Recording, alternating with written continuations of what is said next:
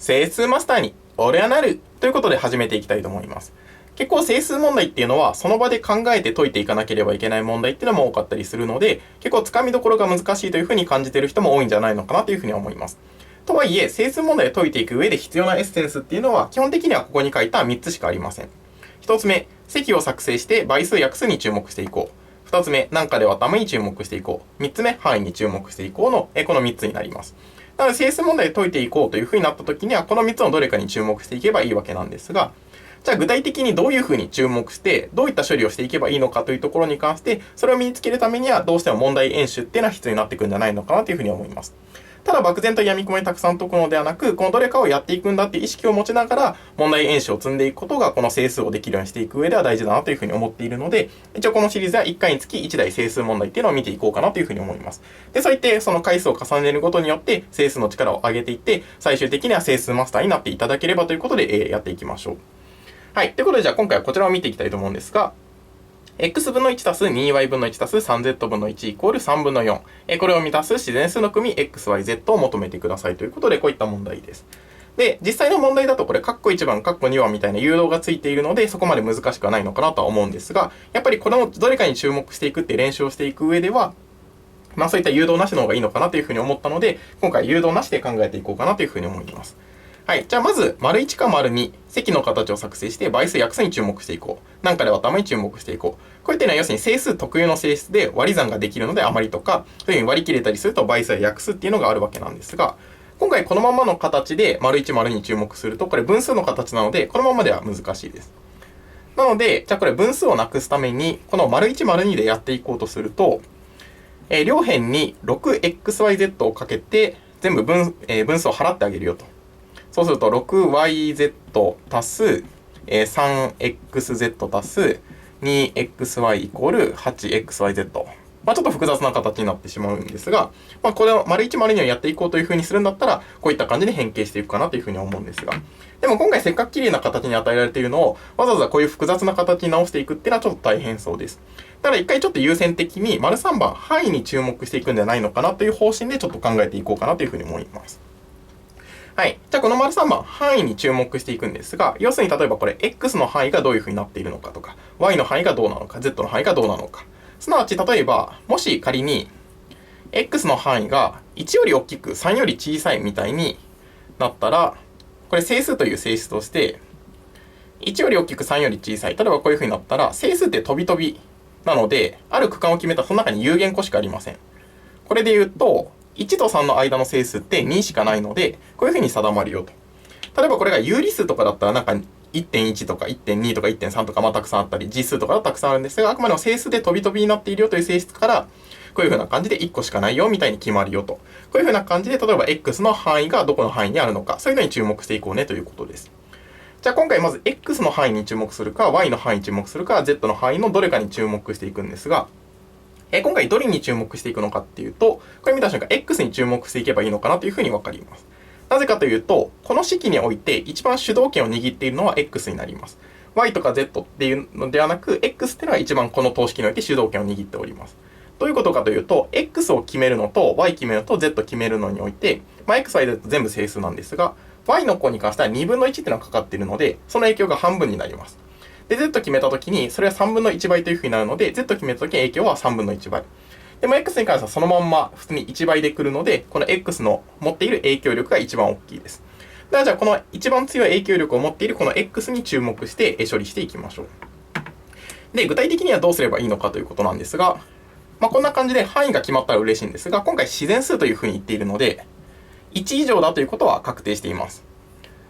ということは、何かより小さいよみたいな、こういった範囲が作れれば OK なんですが、もうちょっと具体的に、じゃあ、この範囲を作りたいんだけれども、こういうふうに考えていけるといいのかなと思います。じゃあ、x が、じゃあめちゃくちゃ大きい値を取ったら、どういうふうになるんだろうと。もしこういうふうな範囲があるんだとすると、めちゃくちゃ大きい瞬間だとすると、おかしなことが起きるんじゃないかということです。じゃあ、x がめちゃくちゃ大きいとどうなるのかっていうのを考えてみると、例えば x が100とか1億とか、1000とか、なんかそんなものを考えたけど、これめちゃくちゃ小さい値になります。そうすると、大体ですが、やっぱりこの気持ちの部分っていうのはすごくこの整数問題において大事になってくるんですが、x がめちゃくちゃ大きくなると、ほぼだいたいここも0っていう値になっているので、2y 足す 3z、2y 分の1足す 3z 分の1が、まあだいたい3分の4ぐらいだろうなと。でも、これっておかしいよねと。なぜかというと、これ 2y 分の1足す 3z 分の1、こいつの一番大きい最大値っていうのが、これ3分の4より小さいので、これがイコールになるってことはおかしいよと。x が仮にめちゃくちゃ大きくなってしまうと、だってこれ 2y 分の1っていうのは、これ一番大きくて2分の1だし、3y 分の1っていうのは、3z 分の1っていうのは一番大きくて3分の1と。でもこの2つ足してあげても3分の4には届かないよと。これ 0.5 で、これは 0.333 で、これが 1.333 なんですが、これ 0.8333 みたいな感じになってしまうと。x がめちゃくちゃ大きくなると、y とか z どんだけ頑張っても3分の4には届かないよというような状況になってしまうので、これはおかしなことになってしまうよと。じゃあ、このことから何がわかるのかということなんだけど、じゃあこれ 2y 分の1足す 3z 分の1の最大値っていうものが、まあ、要するに対偶みたいなものだと思ってくればいいんですが、x めちゃくちゃ大きいとこういう風になってしまうよと。でも今、これがぴったり3分の4という風になっている。2y 分の1足す 3z 分の1。めちゃくちゃ頑張った時に3分の4を超えてなければいけない。同じか超えてなければいけないんですが、もしそういう条件っていうのを加えてあげると、x が大きすぎないよと。まあ、要するにこれって対偶を取っているわけなんですが、そういうふうに考えてあげると、じゃあこの条件を課してあげれば、x が大きすぎない、すなわちある程度小さいよというような範囲が出てくるだろうと。これがこの問題を解いていく上での気持ちの部分になって、この部分をしっかり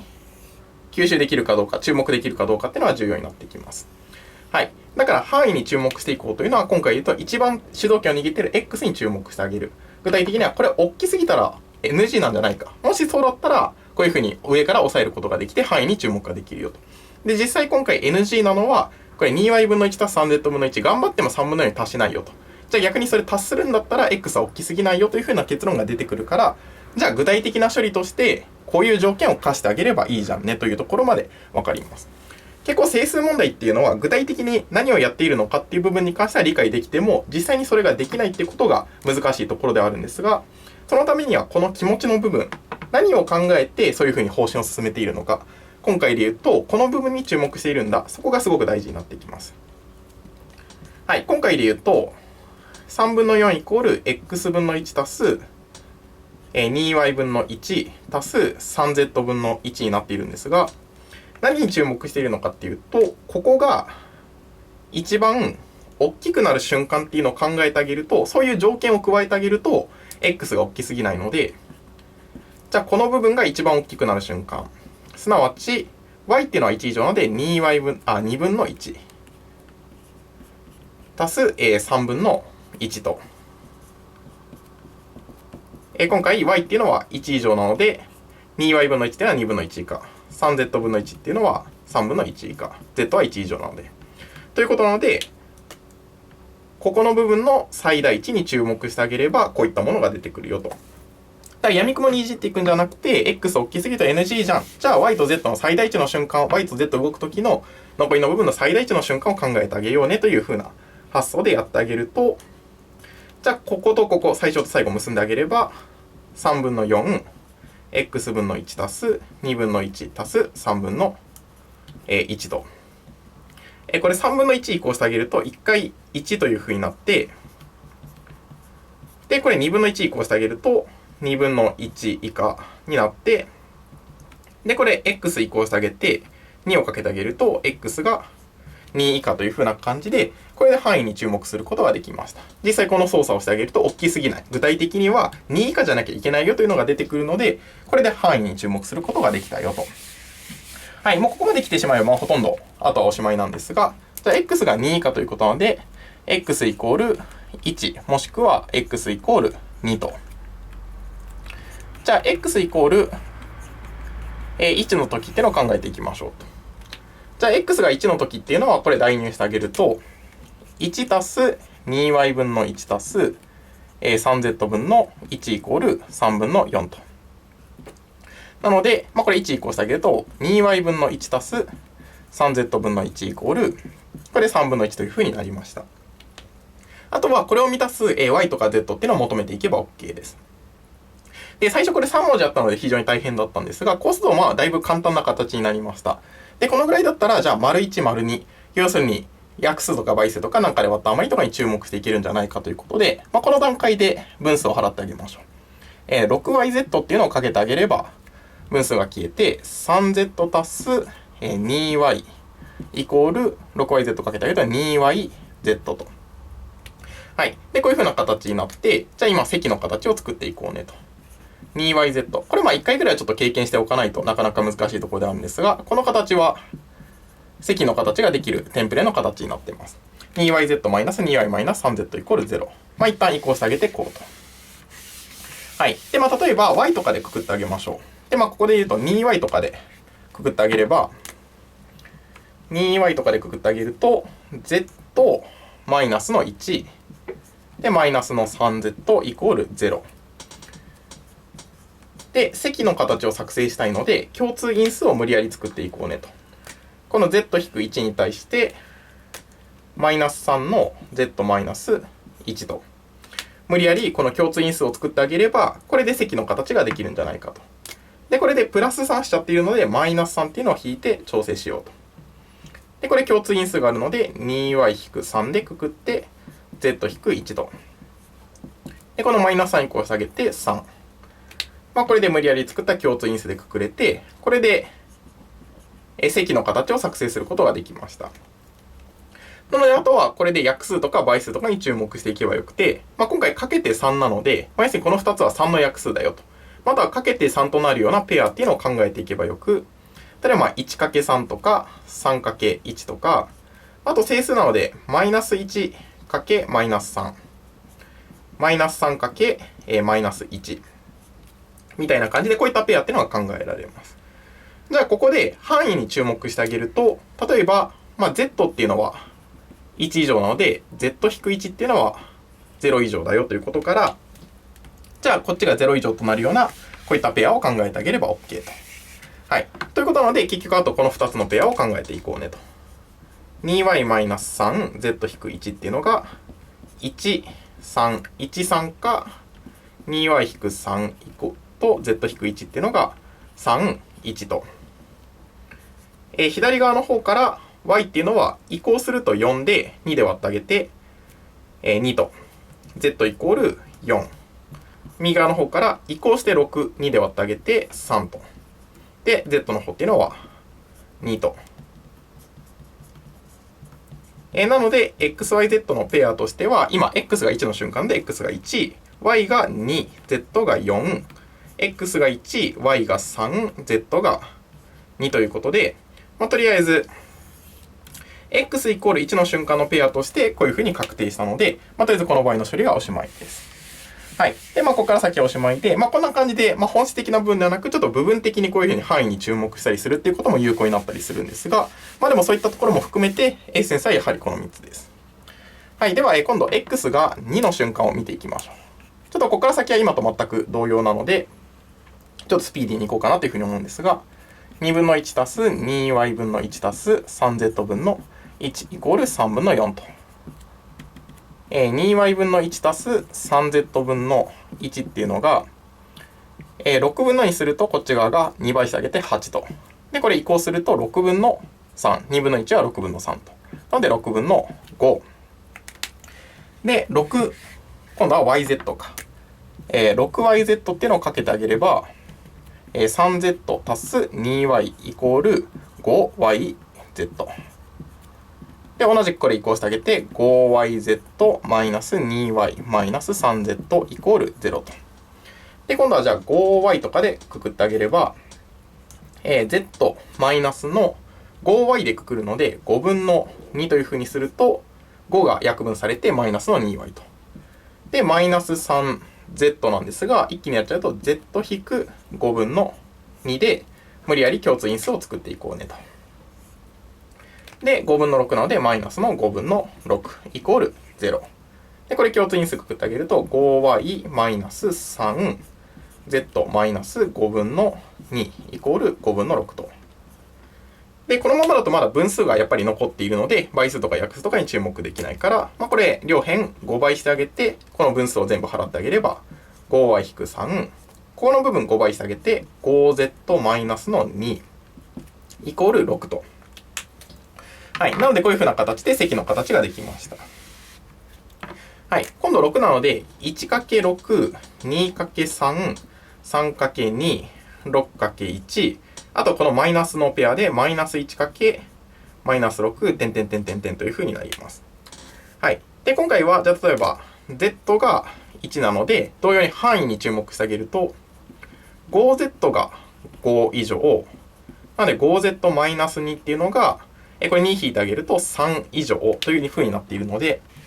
じゃあ3以上という風になっているのは、この16か23と。だから範囲に注目してあげて、この2つに絞ることができました。で、あとは2通りなので、この2つ調べてあげてもいいんですが、例えばこれ、5で割った余りに注目してあげると、こっち側の部分。例えばこっちっていうのは、5で割った余りが 5y-3 なので2になっているよと。で、一方こっちは、5で割った余りが、今度は3という風になっているよと。じゃあこういう風に余りに注目してあげて、今回で言うと 5z という風になんで5で割った余りに注目してあげると、こっちが余りが2、こっちは余り3という風になってるから、16は不適と。はい。なので結局これ2、3を調べてあげればよく、5y-3 イコール2、5z-2 イコール3と。じゃあ移行してあげると、5y イコール5なので y イコール1と。5z イコール5なので z イコール1。だから、xyz っていうものは、今回 x が2の瞬間で2、y が1、z が1と。だから、答えとしては、この3通りでおしまいで、答え xyz としては、x が1の瞬間っていうのが1、2、4、1、3、2。で、x が2の瞬間っていうのが2、1ということで、最終的にはこの3つというふうに出すことができました。はい。ということで、今回はこちらの問題を見ていったわけなんですが、基本的にまず、これ、たくさんの項があって、丸1、丸2の形っていうのは、分母を払っていくと複雑な形になっちゃう。じゃあ、範囲に注目していこう。特に一番強い x っていうのに注目してあげて、それは大きすぎたら NG かどうか、その理由とともに考えてあげることによって、今回言うと、この部分の最大値というのに注目してあげれば NG だというふうなのが分かっていくよと。だからそれを注目してあげれば x の範囲が出てきた。あとはそれで x の範囲出てきたから、あとはしらみつぶしに調べていけばよく、x の値決めた後に関しては簡単な形なので分母を払ってあげて積の形を作ってあげたよと。あとは細かい処理として範囲に注目したり余りに注目したりするんですが、いずれにしろやっぱり登場するものとしてはこの3つのエッセンスになっているので、その都度その都度このどれかを使っていこう。そういうのが大事になってくるんじゃないのかなというふうに思います。ちなみにこれ、早稲田の問題、実際の問題だと、x が2以下であることをちゃんと確認してくださいみたいな、こういうふうに範囲に注目してねというふうな誘導がついていたりしました。問題文でそういうふうについたりするときにありがたく、このどれかのうちの、これなんだなというふうに分かったりするので、そういうときにおいても、方針が立てやすかったりするよというだけで、やはりこの3つを意識するというのは大事だったりするんですが、一応こんな感じでこの3つのエッセンスというのを紹介しました。はい。やっぱりこういった感じで具体的にやっていくとなると、やっぱこれだけで、この言葉を覚えるだけではしょうがなく、実際に実践してみることが大事になってくるので、この先、いろんな問題っていうのを毎回紹介していこうと思うんですが、その都度これを意識して一緒にアウトプットしていければいいのかなというふうに思っております。はい。ということで今回はここら辺でまた見てください。バイバイ。